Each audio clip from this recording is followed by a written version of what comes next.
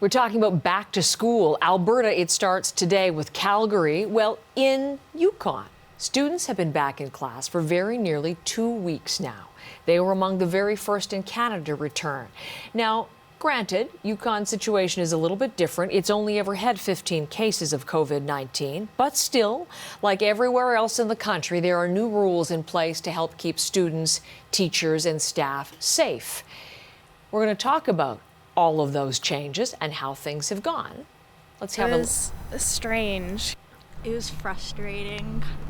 Honestly, grade 8 was a lot easier, being able to walk around, talk to people, go out to lunch in like the atrium, and now we just have to sit down and we can't really move a lot of the time. We had to spread out and stuff. We had to wear masks. It's just super tight schedule. It's a change, but, Yeah. but we'll adapt. So there you go. We'll adapt. And here's a little bit of a look inside the classroom. We're going to look in more detail. The English language schools in Yukon do not have boards, so each school has developed its own plan. At Elijah Smith Elementary in Whitehorse, look at what you see there. Plastic shower curtains between desks, red arrows to show students where to walk. 240 students at that school, and it's time for a checkup. How are things going at Elijah Smith? Principal Jeff Cressman is with us this morning. He's in Whitehorse. Pleased to welcome you to the program, Principal Cressman. Thanks for being our guest. Good morning, Heather.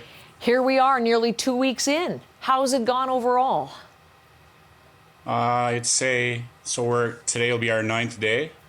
I would say all the planning that went in this summer with principals and teachers and the Board of Education has started off with a smooth start at our school, at least. No one knew what to expect. No one's done this before, so I think we're quite pleased with at our school how it's turned out so far. Isn't that good? Top marks so far in these early days. And you said planning, but explain to me why you think it's gone as well as it has.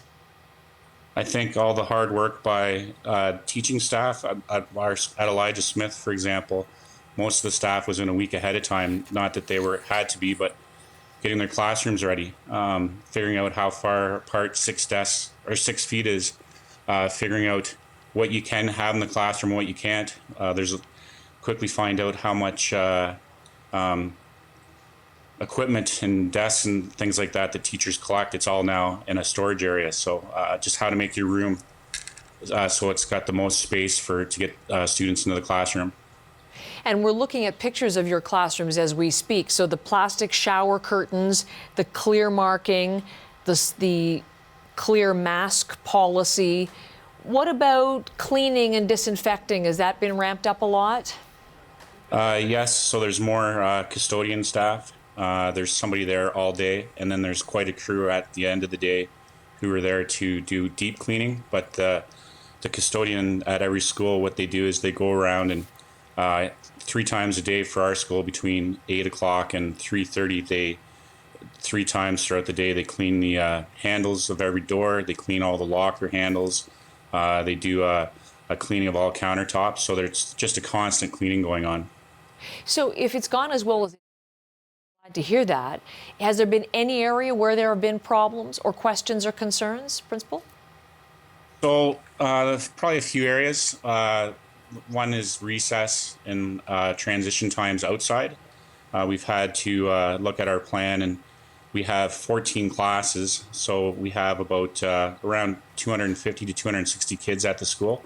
So trying to figure out how to transition, not really inside because it's one class at a time in the hall, but more outside, making sure everyone's social distancing. So we've flipped our lunch times. Everyone used to be outside from 12 until 12:26, and then from 12:26 until about 12:55, they'd be inside having their lunch. What we've done is flipped it, so 7 classes are in, 7 classes are out, and then you flip it and the other 7 are out and the other 7 are in. So we're going to start doing that tomorrow. We're going to talk with our staff today in a staff meeting about that. So that's been one of the sort of the vulnerabilities that's been exposed. You were listening to the student voices as we were introducing you, and you heard them say it's going to be different. We're going to have to adapt.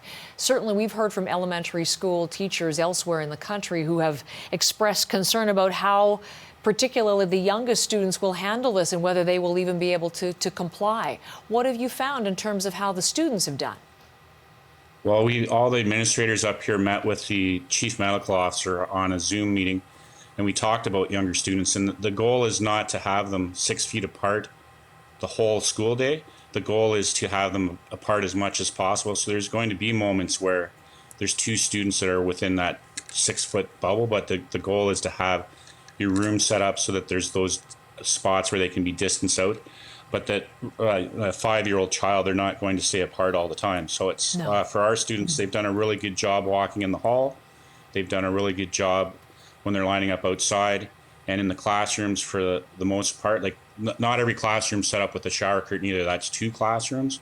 Most classrooms have the 6 feet distance. So, and we have markers all over the building showing what 6 feet looks like, and it's quite a distance when you actually see it laid out in a school. So that's what we've been working on with the students. That's really interesting because physical distancing, class size, these are all really important issues in a lot of other parts of the country, and they haven't got a full handle on all of this. But obviously you found it to be important in Elijah Smith.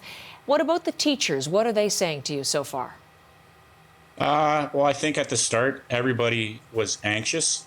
So our first day, August 20th, you have no idea, excuse me, if all the planning that was put in is going to work or not.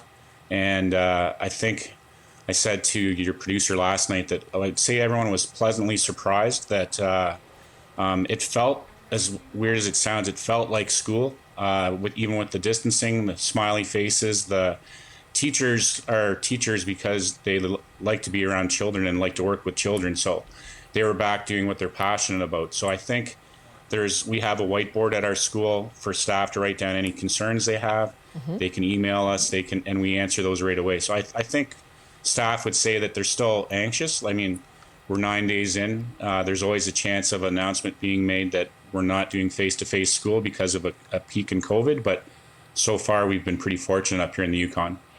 Well, may that continue elsewhere in the country. I was speaking in the last hour, Principal Cressman, to a teacher about to go back to class in Edmonton.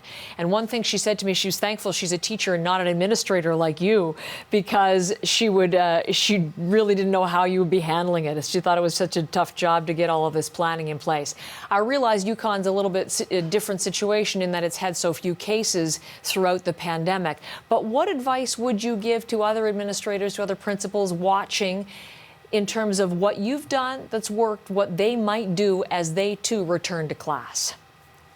So I'd make sure you have a solid plan in place. So for us, each school did our plan, vet it through as many people as you can. We vetted it through our First Nations partners, our school council, our superintendent, the staff, and then just make sure you have open lines of communication. Check in with your staff as much as possible, because the students are going to feed off of our energy, and if we're showing that we're anxious, then the students will be anxious. So our staff at Elijah Smith, they get an A+.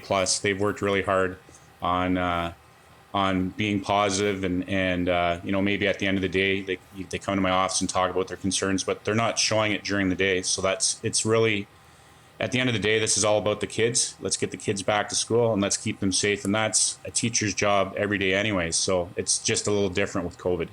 Sounds like you too get an A+ with all the planning you've done and the leadership there. Thank you for the time today. We'll keep in touch because we're so interested to find out how this experiment goes across the country in this uncharted territory for everybody. Thank you, Principal Cressman. Thanks. Have a good day. You too. Jeff Cressman, the principal of Elijah Smith Elementary